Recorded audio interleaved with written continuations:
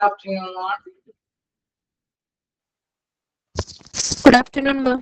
Good afternoon. Okay, afternoon. നമ്മൾ കഴിഞ്ഞ ദിവസം എടുത്ത വായിച്ചു നോക്കാണ്.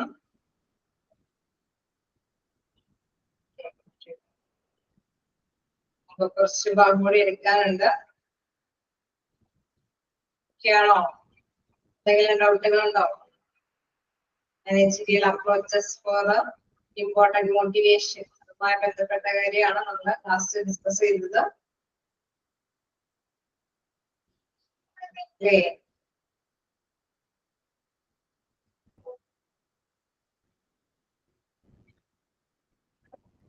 ഓക്കെയാണ്. കണ്ടിന്യൂ ചെയ്യാലോ?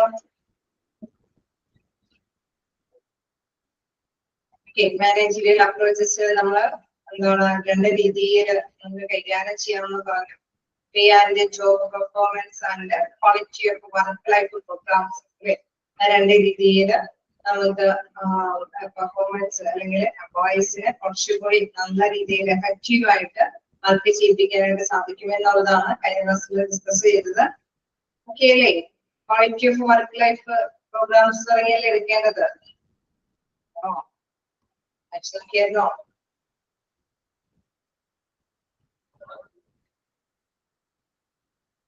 കേളോ?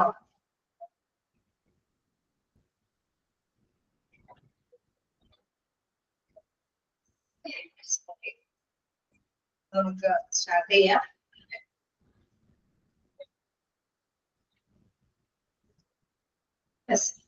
അപ്പൊ അതിൽ നമ്മൾ കണ്ടു പെർഫോമൻസ് നന്നായിട്ട് അല്ലെ അവരുടെ പ്രകടനം നല്ലതാക്കാൻ വേണ്ടിയിട്ട് വിവിധ മെത്തേഡുകൾ സ്വീകരിക്കാവുന്നതാണ്.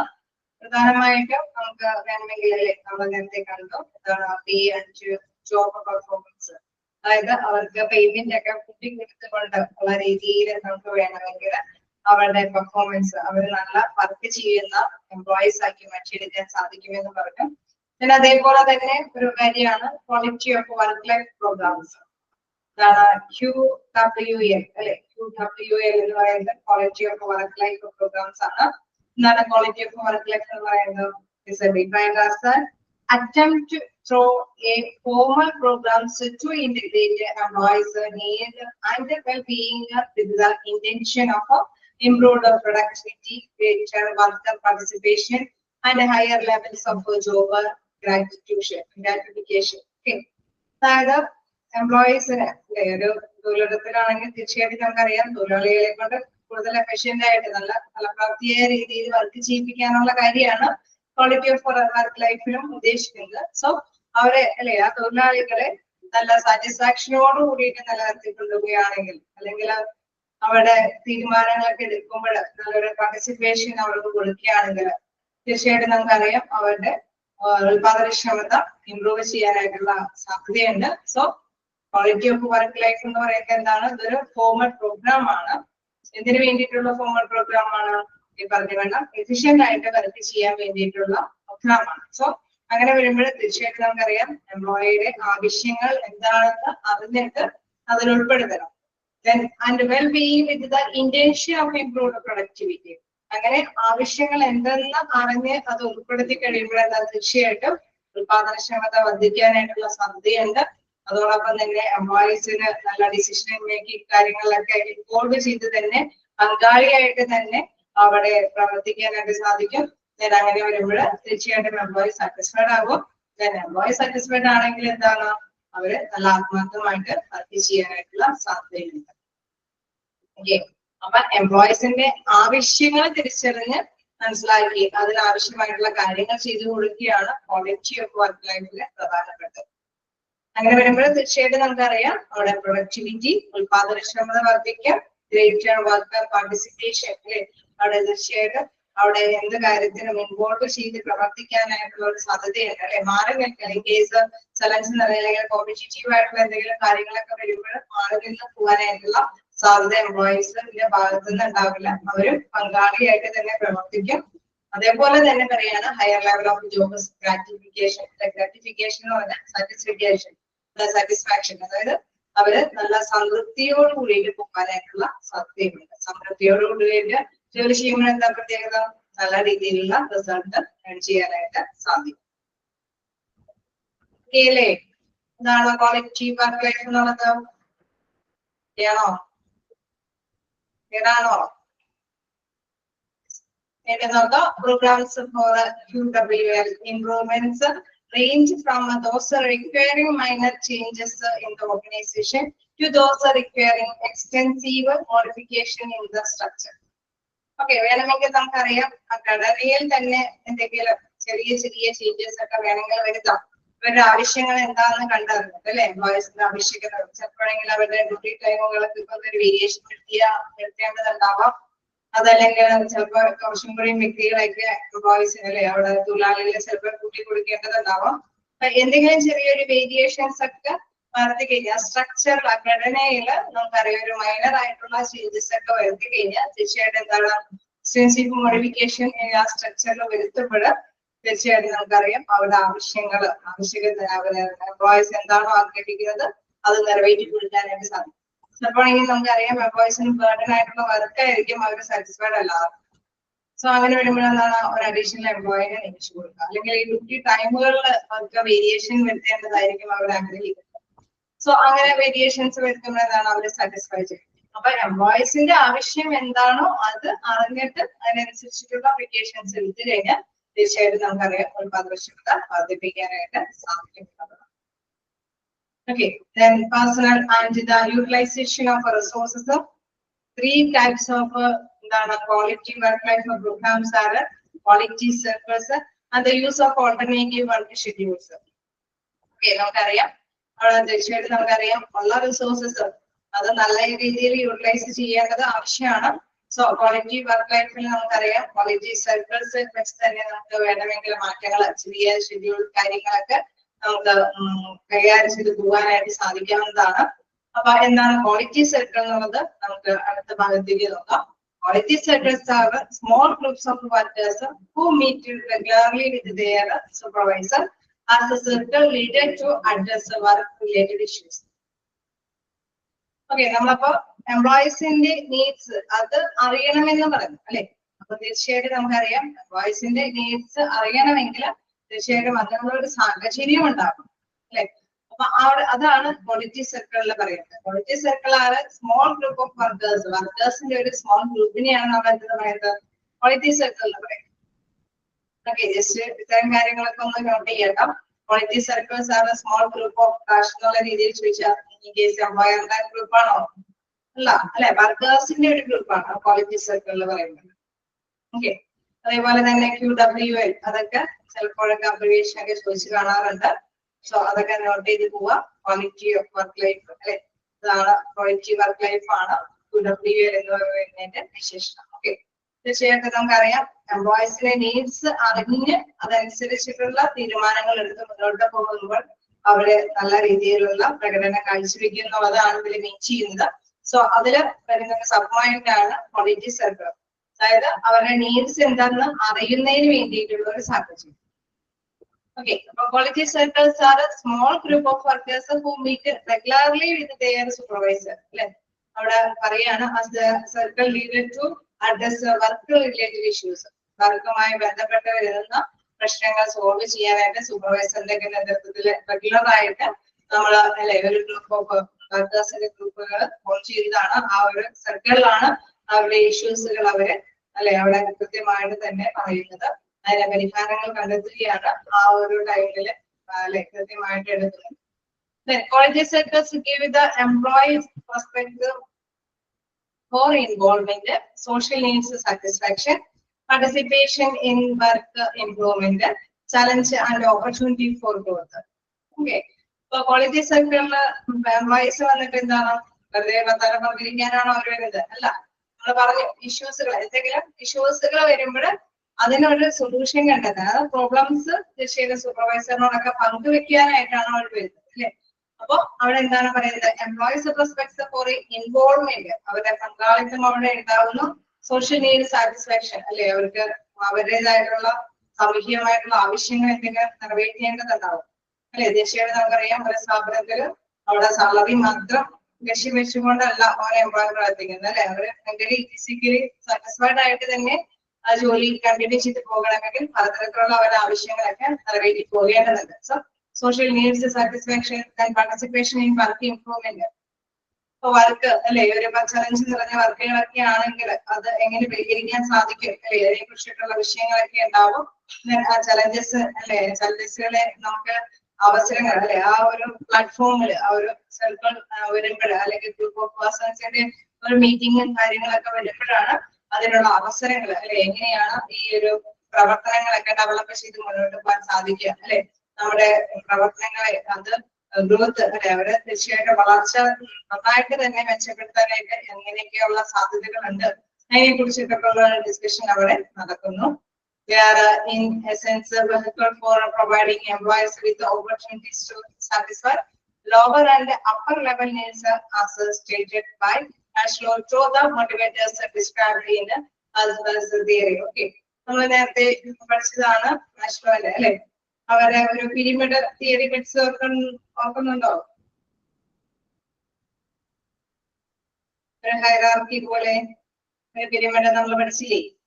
ആദ്യം ബേസിക് നീഡ്സ് സാറ്റിസ്ഫൈ ചെയ്യണം എന്നൊക്കെ പറഞ്ഞ് ഓർമ്മയുണ്ടോ അല്ലെ? പണ്ട് കാലത്ത് ഉണ്ടായിരുന്ന ആ ബേസിക് നീഡ്സ് ഒന്നും ഇപ്പൊ ആർക്കും വേണ്ട, എപ്പോഴും ഷെൽട്ടർ ഒക്കെ എല്ലാവർക്കും ഉണ്ടെന്നൊക്കെ നമ്മൾ പറഞ്ഞു അല്ലെ. ഇപ്പൊ കുറച്ചും കൂടി പലതരത്തിലുള്ള വ്യത്യസ്തമായിട്ടുള്ള ആഗ്രഹങ്ങളാണ് എംപ്ലോയീസിനുള്ളത് എന്നൊക്കെ നമ്മൾ ആ കാര്യത്തിൽ ഡിസ്കസ് ചെയ്തു. സോ ഇവിടെ അത് തന്നെയാണ് പറയുന്നത്. ഈ സമയത്ത് ഈ ടൈമിലൊക്കെയാണ് അവരുടെ അല്ലെ തീർച്ചയായിട്ടും എംപ്ലോയീസിന്റെ ആവശ്യകതകൾ എന്തൊക്കെയാണെന്നുള്ളത് കൃത്യമായിട്ട് മനസ്സിലാക്കാൻ സാധിക്കുന്നത്. ആ ടൈമിലൊക്കെ ഈ തിയറിയും കൂടി അല്ലെ അവിടെ ആക്സെപ്റ്റ് ചെയ്യുന്നു. അതായത് ആ തിയറിയിൽ പറയുന്നതനുസരിച്ചിട്ട് താഴെ മുതൽ നമുക്കറിയാം ബേസിക് നീഡ്സുകളൊക്കെ ഫുൾഫിൽ ചെയ്ത് കഴിഞ്ഞാൽ മുകളിലേക്ക് എന്തൊക്കെ ആഗ്രഹങ്ങളാണ് എംപ്ലോയീസിന് ഉണ്ടാവുക, അതിനനുസരിച്ചിട്ടുള്ള കാര്യങ്ങളൊക്കെ ഡിസൈഡ് ചെയ്ത് മുന്നോട്ട് അല്ലെ അതിനെക്കുറിച്ച് തീരുമാനം കണ്ടെത്തി അവരെ സാറ്റിസ്ഫൈ ചെയ്ത് പോകാനായിട്ടുള്ള ഒരു നടപടിക്രമങ്ങളായിരിക്കും ക്വാളിറ്റി സർക്കിളിൽ നടപ്പാക്കുന്നത്. സോ അതുകൊണ്ട് തന്നെ പറയുന്നു they are in essence a vehicle for providing employees with the opportunities to satisfy lower and upper level അല്ലെ, താഴേക്കിടയിലുള്ള ലെവലിലാണെങ്കിലും മുകളിലേക്ക് എംപ്ലോയീസിന്റെ ആവശ്യകതകൾ എന്താണെന്നും മനസ്സിലാക്കിയിട്ട് അതിന് ഒരു നല്ലൊരു തീരുമാനങ്ങൾ കൈക്കൊള്ളാനായിട്ട് സാധിക്കുന്നു. അതിന് തീർച്ചയായിട്ടും നമുക്കറിയാം അവിടെ സൂപ്പർവൈസേഴ്സിനെ അല്ലെങ്കിൽ മാനേജ്മെന്റിനെയൊക്കെ സഹായിക്കുന്നത് ഇത്തരത്തിലുള്ള തിയറിയാണ് അല്ലെ, മാസ്ലോയുടെ ഒക്കെ തിയറിയാണ്. അത് ബേസ് ചെയ്തിട്ട് അവരെ ആഗ്രഹങ്ങളൊക്കെ ഫുൾഫിൽ ചെയ്ത് മോസ്റ്റ്ലി നമുക്കറിയാം എംപ്ലോയീസിനെ സാറ്റിസ്ഫൈ ചെയ്യുക എന്നുള്ളതാണ് ഇത്തരത്തിലുള്ള കാര്യങ്ങളിലൊക്കെ പ്രധാനമായിട്ടും ലക്ഷ്യപ്പെടുന്നത്. എംപ്ലോയി സാറ്റിസ്ഫൈഡ് ആണ് എങ്കിൽ തീർച്ചയായിട്ടും അവരെ നല്ല സിൻസിയർ ആയിട്ട് വർക്ക് ചെയ്യും. തീർച്ചയായിട്ടും ഓർഗനൈസേഷന് നല്ല രീതിയിൽ പ്രോഫിറ്റബിൾ ആയിട്ട് മുന്നോട്ട് പോകാനായിട്ട് സാധിക്കുകയും ചെയ്യും.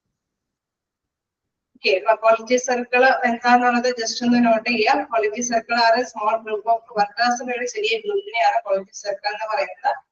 അവിടെ എന്താണ് എംപ്ലോയീസിന്റെ ആവശ്യങ്ങൾ നിറവേറ്റാൻ ആഗ്രഹങ്ങളൊക്കെ എന്താണെന്നുള്ളത് മനസ്സിലാക്കാൻ വേണ്ടിയിട്ടുള്ള ഒരു ചെറിയ രീതിയിലുള്ള ഒരു ഒക്കേഷനാണ് അല്ലെ, ഒരു ആ പ്ലാറ്റ്ഫോമിൽ എഴുതിയിട്ടാണ് അവര് അവരുടേതായിട്ടുള്ള ആവശ്യങ്ങൾ മനസ്സിലാക്കുകയും അതിനുള്ള നടപടികൾ സ്വീകരിക്കുകയും ചെയ്യും. ഓക്കെയാണോ? ക്ലിയർ ആണോ?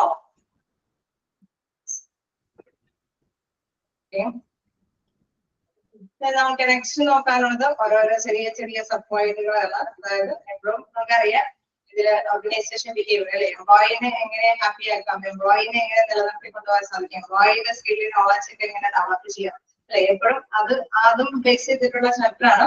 തീർച്ചയായിട്ടും നമുക്കറിയാം ഹോസ്പിറ്റലൊക്കെ ആകുമ്പോൾ ഹ്യൂമൻ റിസോഴ്സ് ആണ് അവിടെ കൂടുതൽ യൂട്ടിലൈസ് ചെയ്യുന്നത്.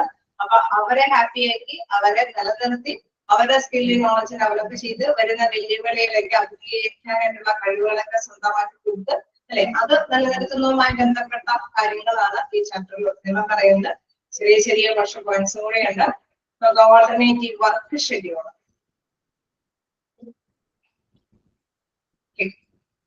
എന്താ പറയുന്നത് നോക്കാം. Organisation also frequently use the modified work week as a way to increase employee motivation.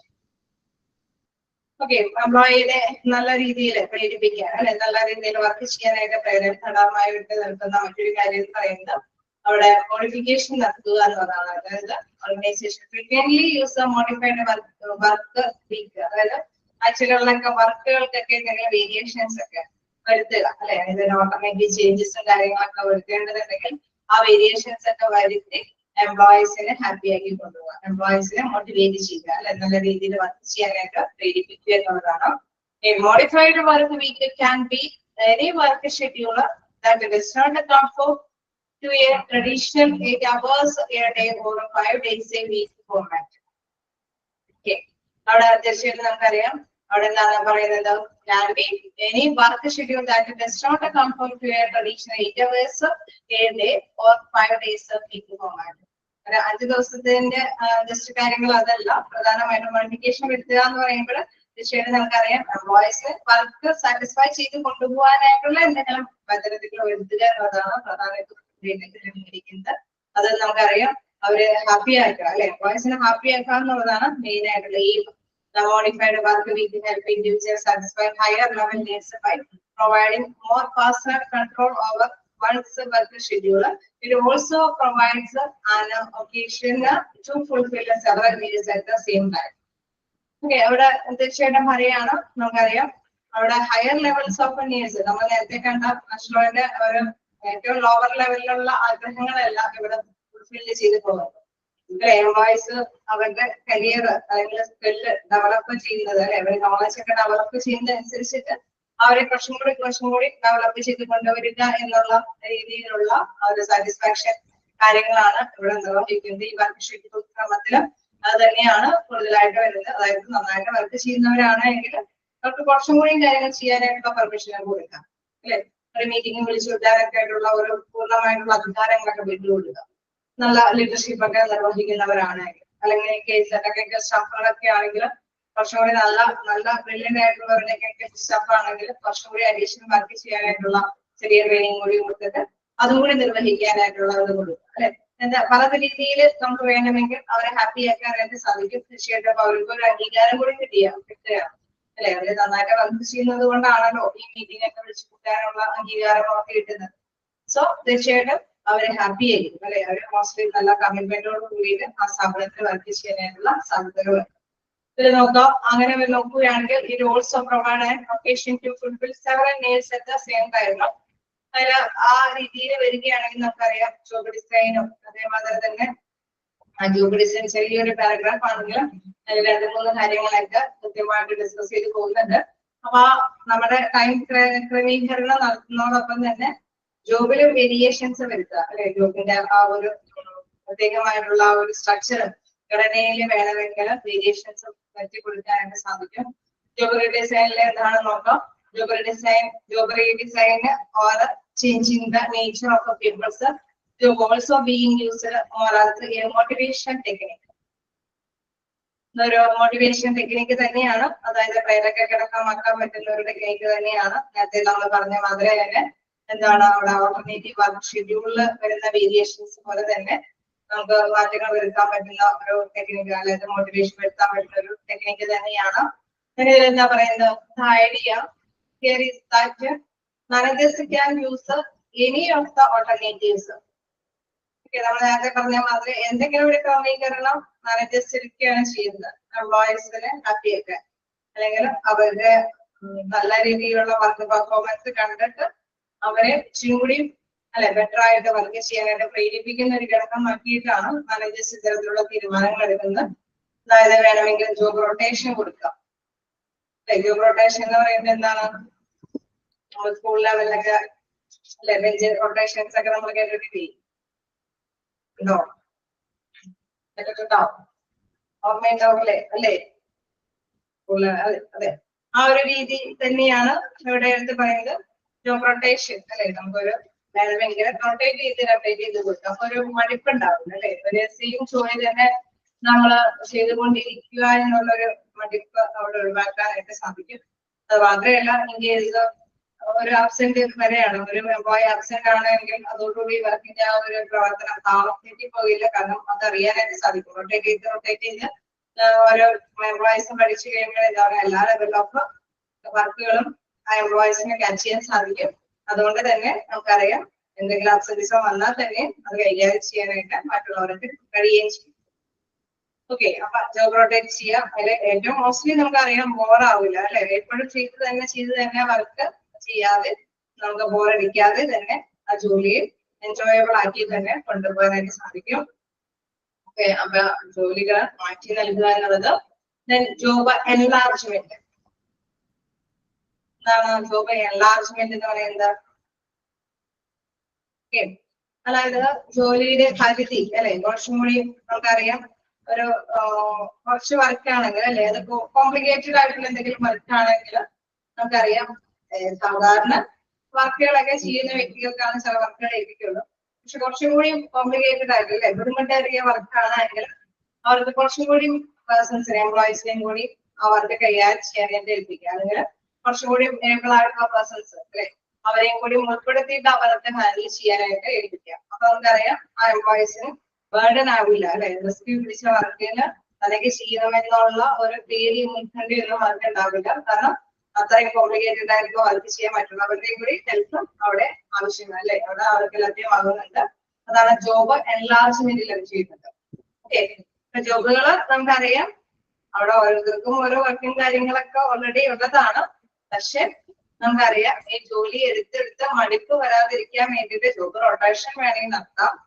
ഈ ബുദ്ധിമുട്ടേറിയ വർക്കുകളൊക്കെ ആണെങ്കിൽ അത് എല്ലാവരിലേക്കൊക്കെ കുറച്ച് വീതിച്ചൊക്കെ നൽകി അവരെ ആ ഒരു റിസ്ക് വേണമെങ്കിൽ കുറച്ചു കൊടുക്കാനായിട്ട് സാധിക്കും. ആ രീതിയിലാണ് ജോബ് എൻലാർജ്മെന്റ് എന്ന് പറയുന്നത് അല്ലെ. ജോബ് എൻലാർജ്മെന്റ് എന്ന് പറയുമ്പോൾ ജോലിയുടെ ആ പരിധികൾ അത് മാറ്റി കൊടുക്കുക. ക്ലിയർ അല്ലേ? ഇതൊക്കെ ഇമ്പോർട്ടന്റ് ആയ കാര്യങ്ങളാണ്. അതുകൊണ്ടാണ് ഞാൻ ജസ്റ്റ് ഒന്ന് പറഞ്ഞു പോകുന്നത്. ജോബ് റൊട്ടേഷൻ നടത്താം, അതേപോലെ തന്നെ job enlargement, job enrichment. Job enrichment എന്ന് പറയുന്നത് കുറച്ചും കൂടി ഉത്തരവാദിത്വം ഏൽപ്പിക്കാൻ. റേബിൾ ആയിട്ടുള്ള ഒരു പേഴ്സൺ ആണെങ്കിൽ, ഞാൻ നേരത്തെ പറഞ്ഞ മധുര റേബിൾ ആയിട്ടുള്ള പേഴ്സൺ ആണെങ്കിൽ അവനത് നന്നായിട്ട് ഹാൻഡിൽ ചെയ്യുന്നുണ്ടെങ്കിൽ അവന് കുറച്ചും കൂടി തീരുമാനങ്ങൾ എടുക്കാനുള്ള പവർ കിട്ടുക, മീറ്റിംഗ് വിളിച്ച് സംഘടിപ്പിക്കാനുള്ള പവർ കൊടുക്കുക, അധികാരം കൊടുക്കുക. അതല്ല എങ്കിൽ ഓക്കെ ഇന്ത്യന്റെ കുട്ടികൾ ചെയ്യുന്നത് ചിലപ്പോൾ വേണമെങ്കിൽ അഡീഷൻ അവൻ പഠിക്കാത്തതായിരിക്കാം, അവന്റെ പ്രൊഫഷണലിനനുസരിച്ചിട്ട് അവൻ നേടാത്ത ക്വാളിഫിക്കേഷൻ ആയിരിക്കും. പക്ഷെ അവൻ ചെയ്യുന്നുണ്ട് എങ്കിൽ അവന് അഡീഷണൽ ആയിട്ടുള്ള ആ വർക്കും കൂടെ ചെയ്യാനായിട്ടുള്ള പെർമിഷൻ കൊടുക്കുക.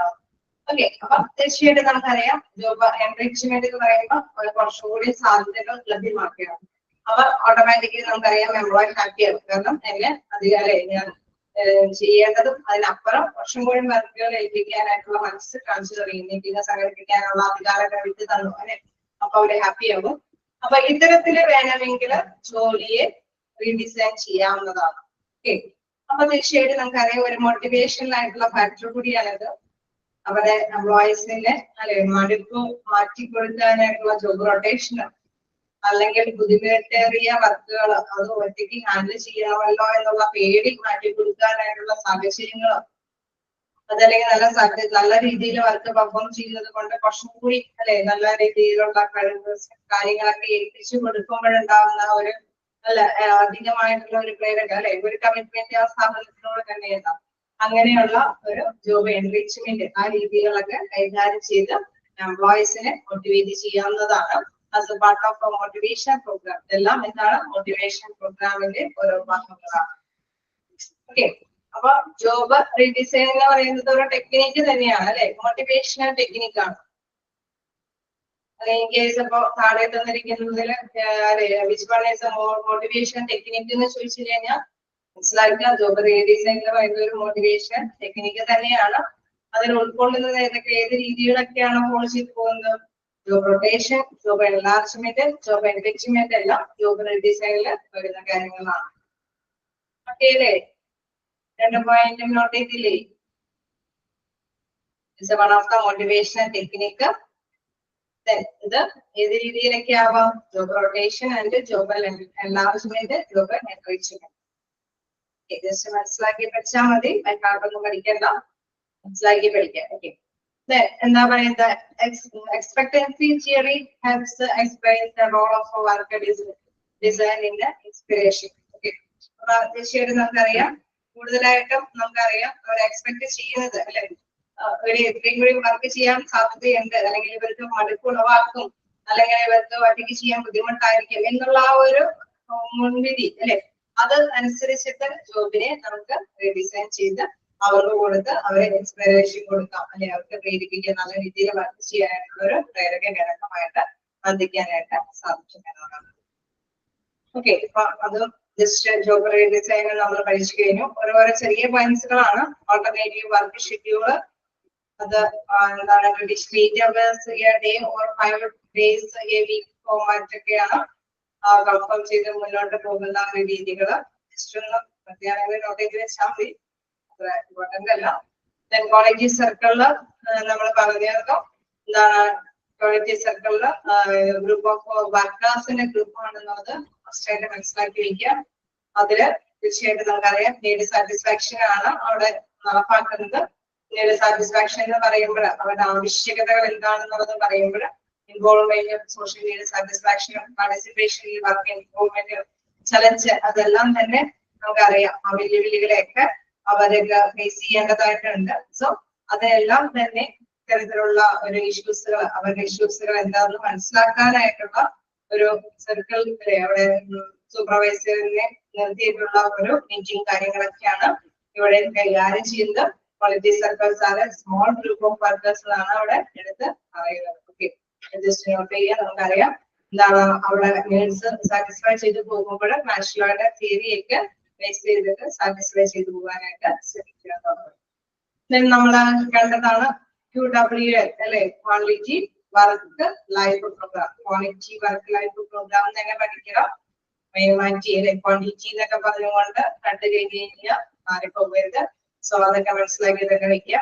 ക്വാളിറ്റി വർക്ക് ലൈഫ് പ്രോഗ്രാമില് നമ്മൾ ജസ്റ്റ് കണ്ടതാണ്. അവിടെ തീർച്ചയായിട്ടും അവിടെ നീഡ്സുകൾക്കാണ് പ്രിഫറൻസ് കൊടുക്കുന്നത്.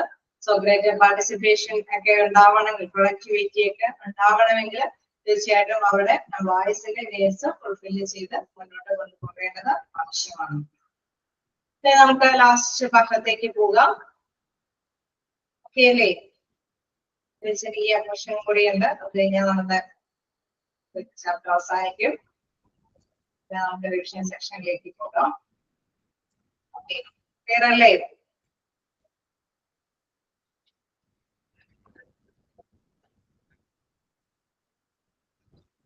നമുക്ക് ലാസ്റ്റ് സെക്ഷനിൽ പറയുന്നത് എന്താന്ന് നോക്കാം. Physical and intellectual qualities. Physical and intellectual qualities പറയുന്നത് ഭൗതികവും അതേമാതിരി തന്നെ ശാരീരികവും ഭൗതികവുമായ ഗുണങ്ങൾ അല്ലെ. അവിടെ അതുമായി ബന്ധപ്പെട്ട കാര്യങ്ങളാണ്. നമുക്കറിയാം എംപ്ലോയീസ് നമുക്കറിയാം നല്ല ആരോഗ്യവാന്മാരാവാം, നല്ല ബ്രില്യന്റ് ആവാം അല്ലെ. അങ്ങനെ പ്രത്യേക വേരിയേഷൻസ് ഒക്കെ എല്ലാ എംപ്ലോയീസിനും ഉണ്ടാവും അല്ലെ. അപ്പൊ അതുമായി ബന്ധപ്പെട്ട് നോക്കിയാണെങ്കിൽ physical differences among individuals are the most visible of all differences. Okay, നമുക്കറിയാം ഫിസിക്കൽ ഡിഫറൻസ് കണ്ടാൽ നമുക്ക് എല്ലാവർക്കും അറിയാം അല്ലെ. നല്ല ആരോഗ്യമുള്ളവരാണ്, നല്ല ഹാൻഡ്സം, നല്ല അല്ലെ. ചിലര് നമുക്കറിയാം വേരിയേഷൻസ് ഒക്കെ ഉണ്ട്, ഹൈറ്റും വെയിറ്റും ഒക്കെ ഉള്ളവരാന്നൊക്കെ നമുക്ക് നോട്ടത്തിൽ തന്നെ നമുക്ക് മനസ്സിലാക്കി എടുക്കാനായിട്ട് വിസിബിൾ ആണ്. Okay, they are also relatively easy to assess. നമുക്ക് ഈസി ആയിട്ട് തന്നെ വിലയിരുത്താനായിട്ടും സാധിക്കും. Intellectual differences are somewhat more difficult to discern, but they too can be assessed by fairly objective means. പക്ഷെ ഈ ബുദ്ധിപരമായിട്ടുള്ള ഡിഫറൻസ് അത് കണ്ടെത്തുക എന്ന് പറയുന്നത് വളരെ ബുദ്ധിമുട്ടേറിയതാണ്. കാരണം കാണുന്ന മാതിരിക്ക് ആയിരിക്കില്ല അല്ലെ. നമ്മളെപ്പോഴും പറയും നല്ല ഭംഗിയൊക്കെ ഉണ്ട് അല്ലെ. എല്ലാത്തിനും കുറെ പണച്ചില്ലൊക്കെ നമ്മൾ കേട്ടിട്ടുണ്ട്. കാണാൻ നല്ല സുന്ദരമാണെങ്കിൽ അല്ലെ, ഉള്ളിൽ ചിലപ്പം കറക്റ്റ് ആയിട്ടുള്ള ഒരു ഇതുകൾ കിട്ടണമെന്നില്ല അല്ലെ, ക്വാളിറ്റി ഒന്നും കിട്ടണമെന്നില്ല. സോ അതുപോലെ തന്നെയാണ് എംപ്ലോയീസും. നമുക്കറിയാം അവിടെ അത് അസസ് ചെയ്യാൻ, ഇന്റലക്ച്വലി അവരെ വിലയിരുത്തുക എന്ന് പറയുന്നത് ബുദ്ധിമുട്ടേറിയ കാര്യം തന്നെയാണ്. പക്ഷെ അത് ആവശ്യവുമാണ് അല്ലെ. തീർച്ചയായിട്ടും എംപ്ലോയീസിനെ വിലയിരുത്തേണ്ടത് ഓർഗനൈസേഷൻ അല്ലെ, മാനേജ്മെന്റിനെ സംബന്ധിച്ച് അതിപ്രധാനപ്പെട്ട കാര്യം തന്നെയാണ്.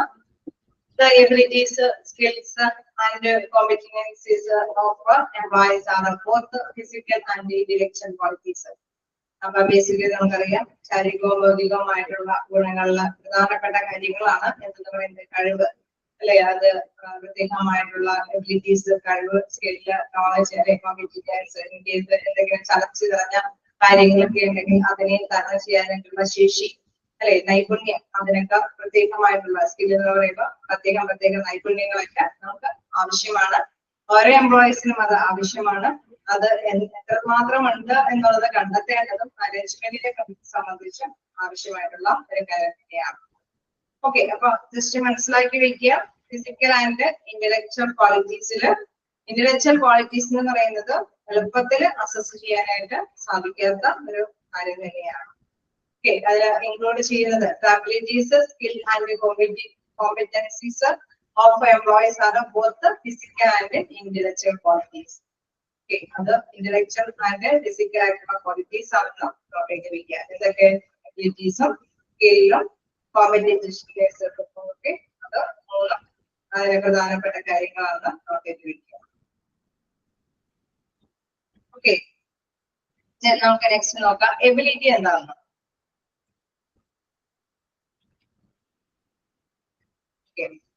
Ability നോക്കാം. Abilities refer to an individual's skill and to perform effectively in one or more areas of activity such as the physical, mental or interpersonal work.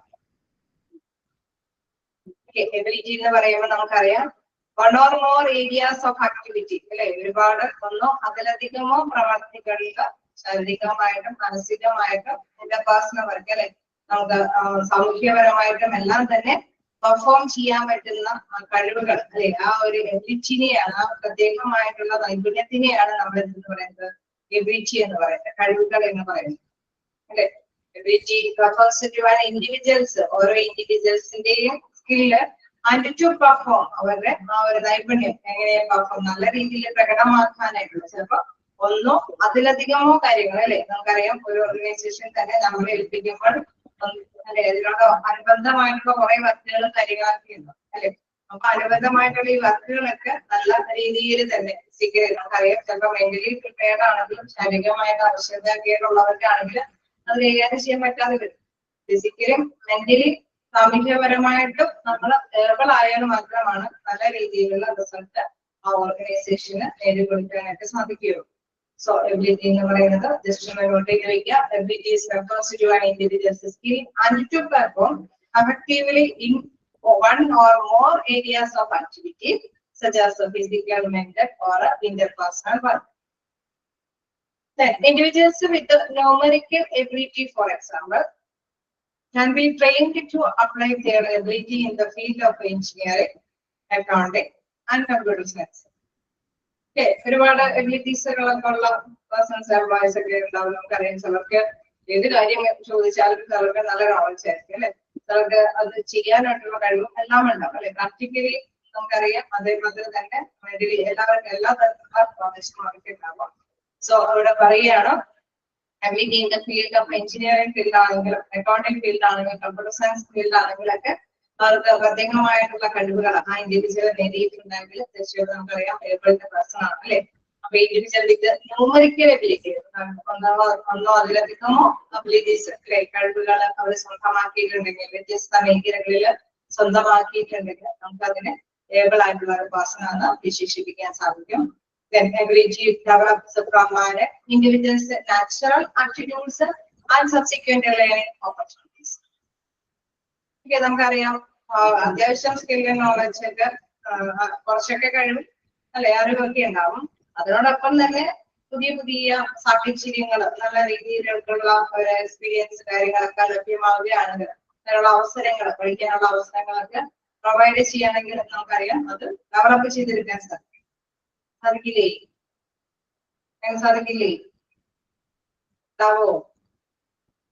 Basic നീഡ്സും അല്ലെ അവരുടെ നോളജും സ്കില്ലൊക്കെ ഡെവലപ്പ് ചെയ്യുന്നത് എങ്ങനെയാണ്? വീണ്ടും വീണ്ടും നല്ല നല്ല അവസരങ്ങളും ഓപ്പർച്യൂണിറ്റീസുകൾ വരുമ്പോഴും അല്ലെ. അപ്പൊ അത് ഡെവലപ്പ് ചെയ്യാനൊക്കെ ആയിട്ട് സാധിക്കും. Aptitude are relatively ensuring capacities for performing some activity effectively. Okay, നമുക്കറിയാം ചില ആക്ടിവിറ്റീസ് ഒക്കെ നമുക്കറിയാം നല്ല രീതിയിൽ അതിനോട് ചേർന്ന വിധത്തിൽ പെർഫോം ചെയ്യാനായിട്ട് പറ്റുന്നുണ്ടെങ്കിൽ തീർച്ചയായിട്ടും നമുക്കറിയാം ഏബിൾ ആയിട്ടുള്ള ഒരു പേഴ്സൺ ആണെന്ന് നമുക്ക് വേണമെങ്കിൽ വിശേഷിപ്പിക്കാം. അപ്പോ ലേണിംഗ് ഓപ്പർച്യൂണിറ്റീസ് ഒക്കെ നമുക്കറിയാം കിട്ടുന്ന അവസരങ്ങളൊക്കെ നമ്മൾ മതിയായ രീതിയിൽ മാക്സിമം യൂട്ടിലൈസ് ചെയ്യാനായിട്ട് തീർച്ചയായിട്ടും ഏതൊരു എംപ്ലോയിയുടെയും നോളജും അവരുടെ കഴിവുകളും ഡെവലപ്പ് ചെയ്ത് കൊണ്ടുപോകാനായിട്ട് സാധിക്കും എന്നുള്ളതാണ്. അപ്പൊ എബിലിറ്റി എന്ന് പറയുമ്പോൾ ഓർത്ത് വെക്കുക, എബിലിറ്റി എന്ന് പറയുന്നത് individuals skill and perform effectively in one or more areas of activity such as physical അല്ലെ. നമുക്ക് ശാരീരികവും മാനസികവുമായിട്ടും മറ്റും അല്ലെ സാമൂഹികപരമായിട്ടും എല്ലാം തന്നെ ഒന്നും അതിലധികമോ വർക്ക് ചെയ്യാനായിട്ടുള്ള നമ്മുടെ ആ ഒരു കഴിവ് അല്ലെ, ആ ഒരു നൈപുണ്യത്തെയാണ് എബിലിറ്റി എന്ന് പറയുന്നത്. തീർച്ചയായിട്ടും ഈ എബിലിറ്റി ഡെവലപ്പ് ചെയ്യുന്നത് നമുക്ക് തീർച്ചയായിട്ടും നല്ലൊരു എക്സ്പീരിയൻസും കാര്യങ്ങളൊക്കെ ഓപ്പർച്യൂണിറ്റീസ് ഒക്കെ വന്നു ചേരുമ്പോഴാണ് അത് ഡെവലപ്പ് ചെയ്ത് വികസിപ്പിച്ച് കൊണ്ടുവരാനായിട്ട് സാധിക്കും. അല്ലേ? ആണോ? ക്ലിയറല്ലേ? Then വീണ്ടും നമുക്ക് നോക്കാം aptitude into abilities to practice and experience under formal training. Okay, നമുക്കറിയാം തീർച്ചയായിട്ടും ഔപചാരികമായിട്ടുള്ള ഒരു ട്രെയിനിങ് നടപടികളൊക്കെ കൊടുക്കുന്നുണ്ടെങ്കിൽ ആ പ്രാക്ടീസ് കൊണ്ട് ആ ഒരു നല്ല പരിചയം കൊണ്ടൊക്കെ നമുക്ക് തീർച്ചയായിട്ടും ഈ എബിലിറ്റീസിനൊക്കെ വികസിപ്പിച്ചു കൊണ്ടുവരാനായിട്ട് സാധിക്കും. Organizations have to ensure that people possess the necessary abilities to engage in the behaviors required for effective performance. Okay, നല്ല പെർഫോമൻസ്, നല്ല പ്രകടനം അല്ലെങ്കിൽ നല്ല വർക്ക് കാഴ്ചവെക്കാൻ ആവശ്യമായിട്ടുള്ള എബിലിറ്റീസ് എന്തൊക്കെ കാര്യങ്ങളാണ് അതൊക്കെ കൃത്യമായിട്ട് പ്രൊവൈഡ് ചെയ്യാനായിട്ട് സാധ്യതയുണ്ട് അല്ലെ. അതിനനുസരിച്ചിട്ടുള്ള ട്രെയിനിങ് ഒക്കെ കൊടുക്കുന്നുണ്ട് എന്ന് ഓർഗനൈസേഷൻസ് ഒക്കെ ഉറപ്പുവരുത്തേണ്ടതുണ്ട്. This can be achieved engaged in the behavior required for effective performance. Then this can be achieved either by careful selection of a people or by a combination of a selection and training. Okay, തീർച്ചയായിട്ടും നമുക്കറിയാം അവരെ അല്ലെ ഓരോ പീപ്പിളിനെ സംബന്ധിച്ച് നമുക്ക് നോക്കാം നല്ല careful ആയിട്ട് സെലക്ട് ചെയ്യണം. ഓക്കെ, ഇന്ന പേഴ്സൺ ഇന്ന ട്രെയിനിങ് കൊടുത്തു കഴിഞ്ഞാൽ അവർ ഒക്കെയാണ് അല്ലെ. പക്ഷിപ്പോ ന്യൂമറിക്കൽ കാൽക്കുലേഷനും കാര്യങ്ങളൊക്കെ ചിലപ്പോൾ ചിലർക്ക് അത്തരത്തിലുള്ള ഒരു കപ്പാസിറ്റി ചിലപ്പോൾ കുറവായിരിക്കും, പക്ഷെ മറ്റു കാര്യങ്ങൾ ചെയ്യാനൊക്കെ ഏബിൾ ആയിരിക്കും അല്ലെ.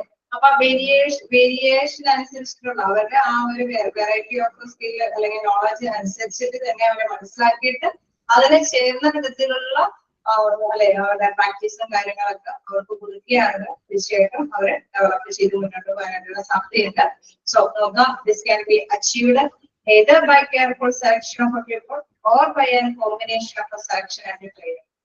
അല്ലെങ്കിൽ നല്ല രീതിയിൽ സെലക്ട് ചെയ്യുക, അവരുടെ സ്കിൽ നോളജ് എന്താണെന്ന് മനസ്സിലാക്കിയിട്ട് വേണമെങ്കിൽ അവർ സെലക്ട് ചെയ്യുക.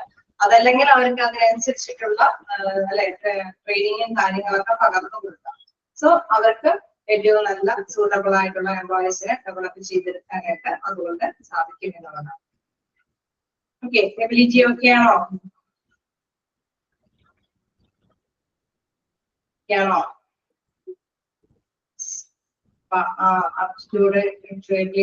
അത് ഏത് രീതിയിലാണെന്നുള്ളതൊന്ന് ജസ്റ്റ് നോട്ട് ചെയ്തേരെ. പ്രാക്ടീസ് ആൻഡ് എക്സ്പീരിയൻസ് കൊണ്ടാണ് നമുക്കത് നേടിയെടുക്കാനായിട്ട് കുറച്ചും കൂടി ഡെവലപ്പ് ചെയ്തെടുക്കാനായിട്ട് സാധിക്കുന്നത്.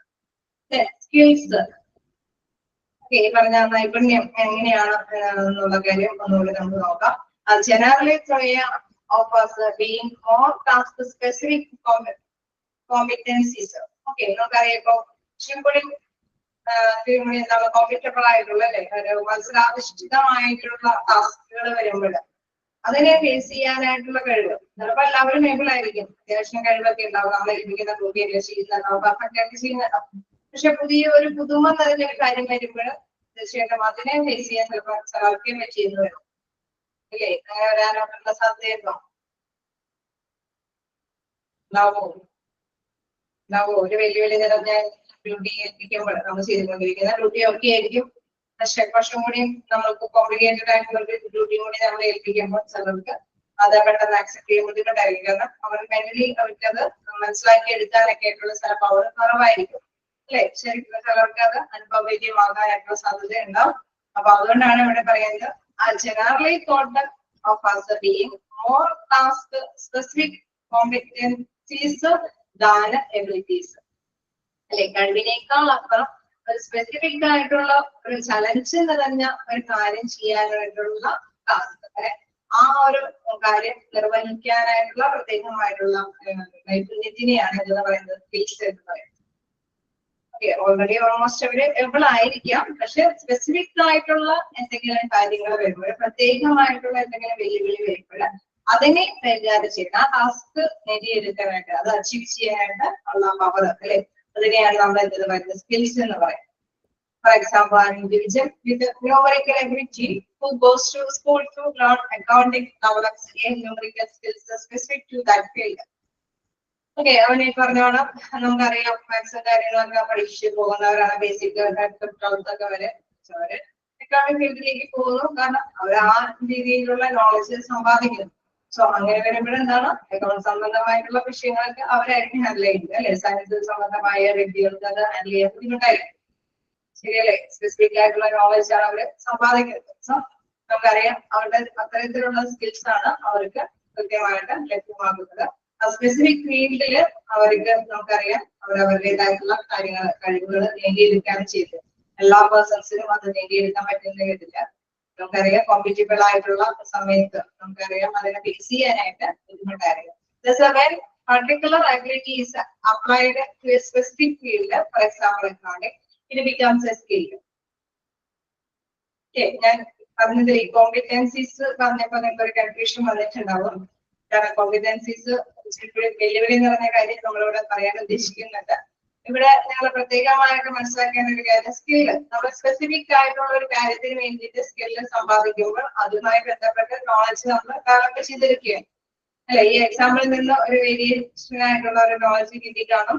അതായത് അക്കൗണ്ടിങ് കൈകാര്യം ചെയ്യാനായിട്ടുള്ള സ്കില്ല് നേടിയെടുക്കുന്ന വ്യക്തികൾക്ക് അവർക്ക് അക്കൗണ്ട്സ് കൈകാര്യം ചെയ്യാനായിട്ട് എളുപ്പമായിരിക്കും അല്ലെ. ഇൻ കേസ് ഹോസ്പിറ്റലിലെ നഴ്സുമാർക്ക് അക്കൗണ്ട്സ് ഹാൻഡിൽ ചെയ്യാനായിട്ടുള്ള ഒരു എബിലിറ്റി ഉണ്ടാവില്ല. കാരണം അവര് അക്കൗണ്ട് സെക്ഷനല്ല മോസ്റ്റ്ലി പഠിച്ചിരുത്തിരിക്കുന്നത് അല്ലെ. ഇവിടെ പറയാണ് generally throw upon being more task specific competencies than abilities. Okay, അവിടെ കഴിവുകളെക്കാൾ ഉപരി നമുക്കറിയാം സ്പെസിഫിക് ആയിട്ടുള്ള എന്തെങ്കിലും കാര്യങ്ങൾ സെപ്പറേറ്റ് ആയിട്ട് ആ നൈപുണ്യങ്ങൾ നേടിയെടുക്കുന്നതാണ് ഇവിടെ എടുത്ത് പറയുന്നത്. അപ്പൊ അവരെ സെപ്പറേറ്റ് ആയിട്ട് മനസ്സിലാക്കി തന്നെ കാര്യങ്ങൾ ചെയ്യാം. ചിലർക്ക് നമുക്കറിയാം ഇപ്പൊ ക്വാളിഫിക്കേഷനോടൊപ്പം തന്നെ ചിലപ്പോൾ അഡീഷണൽ ആയിട്ട് കുറച്ചും കൂടി കുറെ ക്വാളിഫിക്കേഷൻ കൂടി നേടിയിട്ടുണ്ടാവും. അതായത് നമ്മളിപ്പോ ചെറിയ ചെറിയ സ്ഥാപനമൊക്കെ ആണെങ്കിൽ അവിടെ റിസപ്ഷനിസ്റ്റ് തന്നെയായിരിക്കും അക്കൗണ്ട് സെക്ഷനും ചില തരത്തിലുള്ള പ്രാക്ടിക്കൽ ആയിട്ടുള്ള കാര്യങ്ങളൊക്കെ ചെയ്യുന്നത്. ചെറിയ ചെറിയ സ്ഥാപനങ്ങളൊക്കെ ആണെങ്കിൽ ഇല്ലേ, അങ്ങനെയുള്ള സാധ്യതയില്ലേ? ചെറിയ ചെറിയ സ്ഥാപനങ്ങളൊക്കെ ആണെങ്കിൽ പ്രത്യേകിച്ച് നമുക്കറിയാം ഇപ്പൊ കാർഡിയോളജിസ്റ്റിന്റെ കൂടെ അല്ലെ അവിടെ കാര്യങ്ങളൊക്കെ റിപ്പോർട്ട് ചെയ്യാനൊക്കെ ഒരു പേഴ്സണെ ചുമതലപ്പെടുത്തിയിട്ടുണ്ടെങ്കിൽ അദ്ദേഹം തന്നെയായിരിക്കും കാർഡിയോളജിസ്റ്റിനെ അവിടെ ഡോക്ടറൊക്കെ ചെയ്യുന്നത്. അതിനുള്ള പ്രത്യേക നോളജ് അവർ സമ്പാദിച്ചിട്ടുണ്ടാവും. അതിനോടൊപ്പം തന്നെ റിസപ്ഷനിസ്റ്റിന്റെ ഡ്യൂട്ടി ചെയ്യുന്നുണ്ടാവും, അക്കൗണ്ട്സ് കാര്യങ്ങളും കൈകാര്യം ചെയ്തു പോകുന്നുണ്ട്. അപ്പൊ സെപ്പറേറ്റ് ആയിട്ടുള്ള ഒരു സ്പെസിഫിക് ടാസ്കുകള് ഫീൽഡുകൾ ഹാൻഡിൽ ചെയ്യാനായിട്ടുള്ള കപ്പാസിറ്റിയും കൂടി ആ സ്കില്ലിൽ ഉണ്ടോ എന്നുള്ളത് മനസ്സിലാക്കേണ്ടതാണ്. Okay, skills മനസ്സിലാക്കുക. Generally thought of being more task specific അല്ലെ. കൂടുതലായിട്ടുള്ള സ്പെസിഫിക് നോളജ് അഡീഷണൽ ആയിട്ടുള്ള കുറച്ചും കൂടി സർട്ടിഫിക്കറ്റ്സ് ഒക്കെ അവർ നേടിയിട്ടുണ്ടാവും. അപ്പൊ അത് മനസ്സിലാക്കുക. ഓക്കെ, വീണ്ടും നമ്മൾ നെക്സ്റ്റിലേക്ക് വരുന്നുണ്ട് കോമ്പിറ്റൻസീസ്. കോമ്പിറ്റൻസീസ് എന്ന് പറയുന്നതാണ് ഞാൻ നേരത്തെ പറഞ്ഞ വെല്ലുവിളി. നമ്മൾ ചെയ്തുകൊണ്ടിരുന്ന ജോലിയോടൊപ്പം തന്നെ നമ്മൾ ചെയ്യുന്ന ജോലികളൊക്കെ ഓക്കെയാണ്. അതിനൊപ്പം മറ്റൊരു ഡ്യൂട്ടി അതിനോട് റിലേറ്റ് ചെയ്ത ഡ്യൂട്ടി ആയിരിക്കാം, പക്ഷെ നമുക്കത് ഫേസ് ചെയ്യാനായിട്ട് പറ്റുന്നുണ്ടാവില്ല. ആ ഒരു ചലഞ്ച് വെല്ലുവിളിയെ നമുക്ക് ഫേസ് ചെയ്യാൻ പറ്റാതിരിക്കുന്ന പേഴ്സൺസ് ഉണ്ടാവാനായിട്ടുള്ള സാധ്യതയുണ്ട്. ആ സ്കിൽ അസോസിയേറ്റഡ് വിത്ത് സ്പെസിഫിക്കേഷൻ, അവര് സ്പെസിഫിക്കേഷൻ ആയിട്ടുള്ള സ്കില്ല് തന്നെ അവർ നേടിയിട്ടുണ്ട്. Competencies are skills that have been refined by practice and experience and that enable the individual to specialize in some field. Okay, നമുക്കറിയാം കുറച്ചുകൂടി അല്ലെ നമ്മള് എക്സ്പീരിയൻസ്ഡ് ആയിട്ടുള്ള പേഴ്സൺസ് ആയിരിക്കും ചില കാര്യങ്ങളൊക്കെ ചെയ്യാനായിട്ട് മുന്നോട്ട് വരും. തീർച്ചയായിട്ടും നമുക്കറിയാം ഓപ്പറേഷൻ തിയേറ്ററിലൊക്കെ അല്ലെ കയറുന്നത് കർഷകർക്കൊന്നും തിയേറ്ററിലൊന്നും കേട്ടില്ല അല്ലെ. അത് ജസ്റ്റ് ഒന്ന് വേണമെങ്കിൽ മനസ്സിലാക്കാൻ വേണമെങ്കിൽ കേട്ടുമായിരിക്കും, പക്ഷെ ഡ്യൂട്ടി കാര്യങ്ങളിലേക്കൊന്നും അവർ കേട്ടില്ല. കാരണം എന്താ, അവിടെ എക്സ്പീരിയൻസ്ഡ് ആയിട്ടുള്ള പേഴ്സൺ തന്നെ ആയിരിക്കണം കൈകാര്യം ചെയ്യുന്നത്. അവർക്കായിരിക്കും അത്തരത്തിലുള്ള കാര്യങ്ങൾ ചെയ്യാനായിട്ടുള്ള നോളജ് കൂടുതലായിട്ട് ഉണ്ടാവുക. സോ അപ്പോ വെല്ലുവിളി നിറഞ്ഞ കാര്യങ്ങളൊക്കെ ചെയ്യണമെങ്കിൽ തീർച്ചയായിട്ടും അവിടെ എന്ത് ആവശ്യമാണ് എക്സ്പീരിയൻസ്, പ്രാക്ടിക്കൽ ആയിട്ടുള്ള എക്സ്പീരിയൻസ് ഒക്കെ അവർ നേടിയിരിക്കണം. Physical abilities such as the strength, flexibility, endurance and stamina can be developed with exercise and training. Okay, നമുക്കറിയാം ഇങ്ങനെ കൂടുതൽ നമ്മൾ ചെയ്തു വരുമ്പോൾ നമുക്കറിയാം പുതിയ പുതിയ കാര്യങ്ങളൊക്കെ നമുക്ക് നേടിയെടുക്കാനുള്ള ശക്തിയും തുറന്ന മനസ്സും എല്ലാം നമ്മൾ നേടിയിട്ടുണ്ടാവും. കാരണം പുതുമയ നിറഞ്ഞ കാര്യങ്ങൾ എങ്ങനെ കൈകാര്യം ചെയ്യണമെന്നുള്ളത് എക്സ്പീരിയൻസ്ഡ് ആയിട്ടുള്ള പേഴ്സൺസ് ഓരോന്നും ചെയ്ത് അവര് നേടിയിട്ടുണ്ടാവും. abilities such as reasoning, memory, visualization and comprehension and interpersonal abilities can also be developed through practice and dedication. Okay, അവരുടെ പ്രാക്ടീസിലും അവരുടെ വിദ്യാഭ്യാസത്തിൽ നിന്നുകൊണ്ട് തന്നെ അവർക്ക് ഇന്റർപേഴ്സണൽ ആയിട്ടുള്ള നോളജ് അല്ലെ, എല്ലാം വ്യക്തിപരമായിട്ടും അല്ലാത്ത തരത്തിലുള്ള അല്ലെ ഈ പറഞ്ഞ കോംപ്രിഹെൻസീവ് ആയിട്ടുള്ള സമഗ്രമായിട്ടുള്ള നോളജ് ഒക്കെ അവർക്ക് നേടിയെടുക്കാനായിട്ട് സാധിച്ചിട്ടുണ്ടാവും. കാരണം പല അനുഭവങ്ങൾ അവർക്ക് മെന്റലി അവര് പല അനുഭവങ്ങൾ നേരിട്ട് കണ്ടിട്ടുണ്ടാവും. കാരണം എക്സ്പീരിയൻസ് ഉള്ളപ്പോൾ ഫേസ് ചെയ്ത് പോയിട്ടുണ്ടാവും. അതോടൊപ്പം തന്നെ അവരുടെ മെമ്മറിയിൽ പല കാര്യങ്ങളും അല്ലെ ഓർമ്മയിൽ ശേഖരിച്ച് വെച്ചിട്ടുണ്ടാവും. അങ്ങനെ തീർച്ചയായിട്ടും നമുക്കറിയാം ചലഞ്ച് നിറഞ്ഞ വെല്ലുവിളി നിറഞ്ഞ വർക്കുകളൊക്കെ വരുമ്പോൾ അതിനെ ഫേസ് ചെയ്യാനായിട്ടുള്ള പവർ ഈ എക്സ്പീരിയൻസ്ഡ് ആയിട്ടുള്ള പേഴ്സൺ ആയിരിക്കും. Even in the absence of such a formal programs, many individuals manage their own career in such a way as to continually upgrade their abilities, skills, and competencies in order to remain valuable to their organization. Okay, തീർച്ചയായിട്ടും നമുക്കറിയാം ഇത്തരത്തിലുള്ള ഒരു പ്രത്യേകമായിട്ടുള്ള knowledge അല്ലെ ഓരോ എംപ്ലോയീസിനെ കുറിച്ചിട്ടും ഇതിനെക്കൊണ്ട് ഇന്ന കാര്യങ്ങൾ എപ്പോഴാണ് അത്യാവശ്യം കാര്യങ്ങളൊക്കെ ചെയ്യാൻ പറ്റും, അല്ലെങ്കിൽ ഇന്ന എംപ്ലോയിനെ കൊണ്ട് ഇന്ന അഡീഷണൽ ആയിട്ടുള്ള വേണമെങ്കിൽ ഇന്ന വർക്ക് ഏൽപ്പിക്കാൻ, കാരണം അതിനുള്ള കഴിവും നോളജും ഉണ്ട്, ആ സ്കില്ല് അങ്ങനെയുണ്ട്. അല്ലെങ്കിൽ മറ്റൊരു വ്യക്തിയെ കുറിച്ചിട്ട് നോക്കുകയാണെങ്കിൽ കോമ്പിറ്റൻസീസ് നിറഞ്ഞ കാര്യങ്ങൾ വേണമെങ്കിൽ എക്സ്പീരിയൻസ്ഡ് ആയിട്ടുള്ള പേഴ്സൺ ആണ്, അതോ അവരെ വേണമെങ്കിൽ ഈ കോമ്പിറ്റൻസി ഈ വെല്ലുവിളി നിറഞ്ഞ തൊഴിൽ വേണമെങ്കിൽ അവരെ ഏൽപ്പിച്ചു കൊടുക്കാം. തീർച്ചയായിട്ടും ഇങ്ങനെ ഡിഫറെന്റ് ആയിട്ടുള്ള എംപ്ലോയീസിന്റെ അല്ലെ പ്രത്യേകമായിട്ടുള്ള ഒരു കഴിവുകളെ കുറിച്ചിട്ടുള്ള കൃത്യമായ നോളജ് തീർച്ചയായിട്ടും മാനേജ്മെന്റിന് അവിടെ ആവശ്യമാണ് അല്ലെ. എങ്കിൽ മാത്രമാണ് എംപ്ലോയീസിന് കൃത്യമായിട്ടുള്ള ഡ്യൂട്ടികൾ ഏൽപ്പിച്ച് ഓർഗനൈസേഷനെ പ്രോഫിറ്റബിൾ ആക്കി കൊണ്ടുപോകാനായിട്ട് സാധിക്കുകയുള്ളൂ.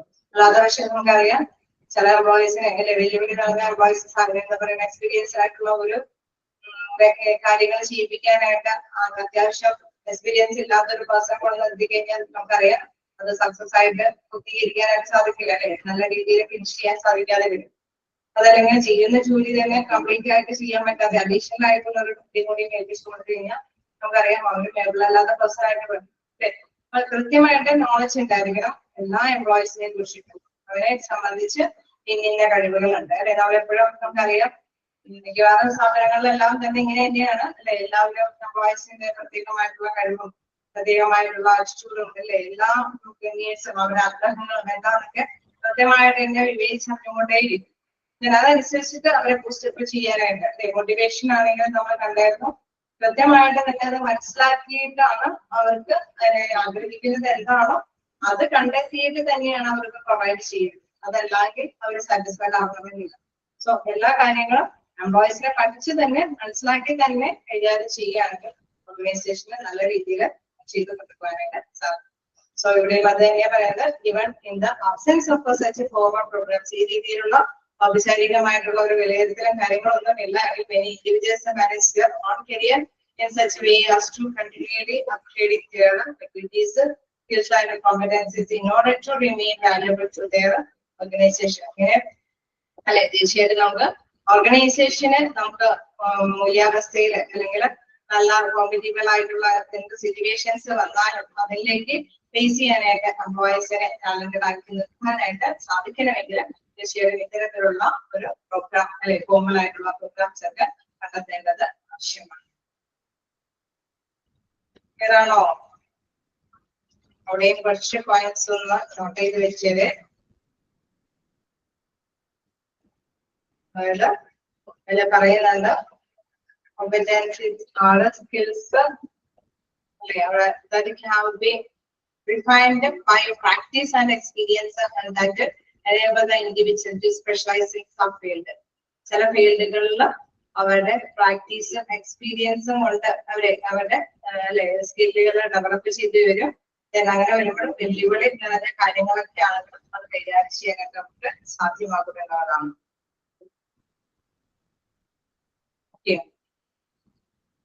ഓരോന്നും എന്താണെന്ന് ജസ്റ്റ് ഒന്ന് നോട്ട് ചെയ്ത് പോവുക. സ്കിൽസ് ആണെങ്കിൽ നമ്മൾ നേരത്തെ പറഞ്ഞു എന്താണ് സ്പെസിഫിക് കോമ്പറ്റൻസീസ് അല്ലെ, ടാസ്ക് സ്പെസിഫിക് കോമ്പറ്റൻസീസ് ഇതാണ് അവിടെ പ്രധാനമായിട്ട് പറയുന്നത്. എബിലിറ്റീസ് അല്ലെ, അവരുടെ കഴിവുകളെക്കാൾ അപ്പുറം അവർക്ക് സ്പെഷ്യൽ കാര്യങ്ങൾ കൂടി ചെയ്യാനായിട്ടുള്ള നോളജ് ഉണ്ട്. അല്ലെ, സ്പെസിഫിക് കോമ്പറ്റൻസീസ് എബിലിറ്റീസ്. അവർക്ക് കഴിവുകളുണ്ട്, ഇന്ന ഡ്യൂട്ടിയിൽ ഏബിൾ ആയിട്ടായിരിക്കും അവർ കൈകാര്യം ചെയ്ത് പോകുന്നത്. അതിനപ്പുറം മറ്റു ടാസ്കുകളും കൂടി കൈകാര്യം ചെയ്യാനായിട്ടുള്ള നോളജ് ഉണ്ടായെങ്കിൽ അവരെ അല്ലെ അവരുടെ എന്താണ് വ്യത്യസ്തമായിട്ടുള്ള നൈപുണ്യമുള്ള വ്യക്തികളാണെന്ന് നമുക്ക് വിശേഷിപ്പിക്കാനായിട്ട് സാധിക്കും. കേളേ കേളല്ലേ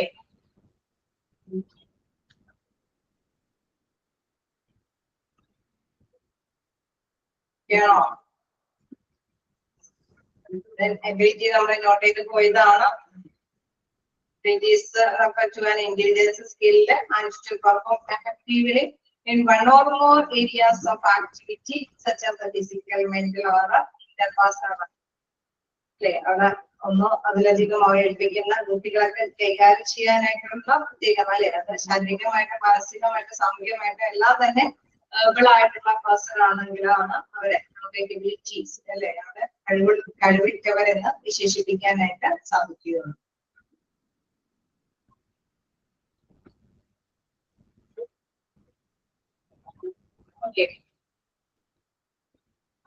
എന്ന് പറയുന്നത് ഒരു മോട്ടിവേഷണൽ ടെക്നിക് ആണെന്ന് നമ്മൾ മനസ്സിലാക്കി.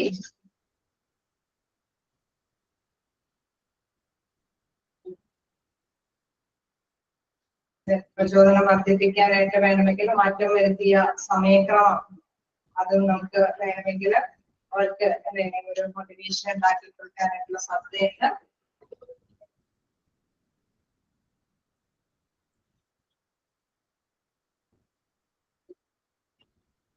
പരമ്പരാഗതമായിട്ടുള്ള 8 മണിക്കൂർ ആഴ്ചയിൽ 8 മണിക്കൂർ അല്ലെ 5 ഡേയ്സും വർക്ക് ചെയ്യണമെന്നുള്ള ഒരു രീതി വേണമെങ്കിൽ ഫോളോ ചെയ്യണമെന്നില്ല. വേണമെങ്കിൽ അല്ലെ പറഞ്ഞ മാതിരി 4 ദിവസം വേണമെങ്കിൽ വർക്ക് ചെയ്യാം. 8 മണിക്കൂറിനും കൂടുതൽ ചിലപ്പോ മറ്റു ദിവസങ്ങൾ കൂടുതൽ എടുക്കാം. അതല്ലെങ്കിൽ അല്ലെ ചിലപ്പോ നമ്മള് മോർണിംഗിൽ ഇച്ചിരി കൊടുത്ത് ഈവനിങ്ങിൽ ഇത്തിരി കുറച്ച് കൊടുത്ത് അങ്ങനെയൊക്കെ വേണമെങ്കിൽ സമയക്രമത്തിലൊക്കെ വേരിയേഷൻസ് വരുത്തി അവരുടെ ഹാപ്പി എന്താണോ അത് കണ്ടറിഞ്ഞിട്ടുള്ള വർക്ക് ഷെഡ്യൂൾ ക്രമം നടത്താം.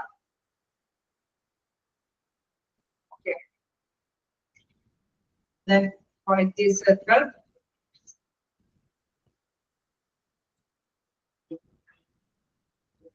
തുടങ്ങിയൊക്കെ നോട്ട് ചെയ്ത് പോയതാണ്. സ്മോൾ ഗ്രൂപ്പ് ഓഫ് വർക്കേഴ്സ് ആണ് നമ്മൾ പറഞ്ഞു. എന്താണ് നമ്മൾ ഡിസ്കസ് ചെയ്തത്. ഏതെങ്കിലും പോയിന്റ്സ് ഡൗട്ട് ഉണ്ടോ? നമ്മൾ ഇന്ന് എടുത്തത് തുടങ്ങിയാണ്. Quality of work life programmes തുടങ്ങിയാണ്. എന്തെങ്കിലും ഡൗട്ടുകൾ ഉണ്ടോ?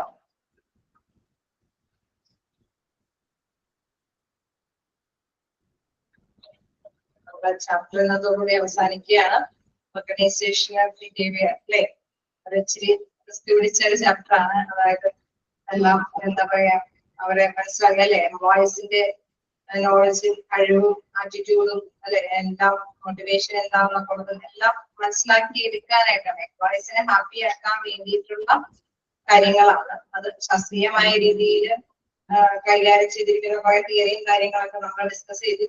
ആ രീതിയിൽ തന്നെ അത് മനസ്സിലാക്കി പോവുക. എനിവേ നമുക്കറിയാം എന്താണ് നമ്മുടെ ടോപ്പ് ലെവലിലുള്ള ജീവനക്കാരല്ലേ അഡ്മിനിസ്ട്രേറ്റീവ് ലെവലിലുള്ളവരൊക്കെ ജീവനക്കാരെ തെരഞ്ഞെടുക്കുമ്പോഴും ഓരോ കാര്യങ്ങൾ ഏൽപ്പിച്ചു കൊടുക്കുമ്പോഴും പ്രത്യേകം ശ്രദ്ധയോടും കൂടിയൊക്കെ വേണം കൈകാര്യം ചെയ്യാനൊക്കെ ആയിട്ട്. അപ്പൊ തീരുമാനങ്ങൾ എടുക്കുന്ന അഡ്മിനിസ്ട്രേഷൻ എന്ന് പറയുമ്പോൾ നമുക്കറിയാം തീരുമാനങ്ങൾ എടുക്കുന്ന ഒരു മേഖലയാണ്. സോ തീരുമാനങ്ങൾ എടുക്കുമ്പോൾ തീർച്ചയായിട്ടും ഹോസ്പിറ്റലിലൊക്കെ എംപ്ലോയീസ് ആണ് കൂടുതലും ആ റിസോഴ്സസ് ആണ് കൂടുതൽ യൂട്ടിലൈസ് ചെയ്യുന്നത്. സോ ആ റിസോഴ്സുകൾ ഓരോന്നും എങ്ങനെയൊക്കെയാണ് അല്ലെ എന്നുള്ളത് മനസ്സിലാക്കുക. അത് ഓരോ രീതിയിലുള്ള പോസ്റ്റിങ്ങും അവരിൽ നിന്ന് എങ്ങനെ നല്ല രീതിയിൽ റിട്ടേൺ നേടിയെടുക്കാനായിട്ട് എന്തൊക്കെ കാര്യങ്ങൾ ചെയ്യാൻ പറ്റും അല്ലെ നല്ല സിൻസിയർ ആയിട്ട് വർക്ക് ചെയ്യാനായിട്ട് എങ്ങനെയൊക്കെ നമുക്ക് കാര്യങ്ങൾ എന്തൊക്കെ കാര്യങ്ങൾ അപ്രോച്ച് ചെയ്ത് സ്വീകരിക്കാൻ സാധിക്കും എന്നൊക്കെയുള്ള കാര്യങ്ങൾ കുറെ കാര്യങ്ങളാണ് ഇതിൽ ഡിസ്കസ് ചെയ്തത്. ഓക്കെ ക്ലിയർ അല്ലേ? എന്തെങ്കിലൊക്കെ ഉണ്ടെങ്കിൽ പഠിച്ച് നോക്കുക.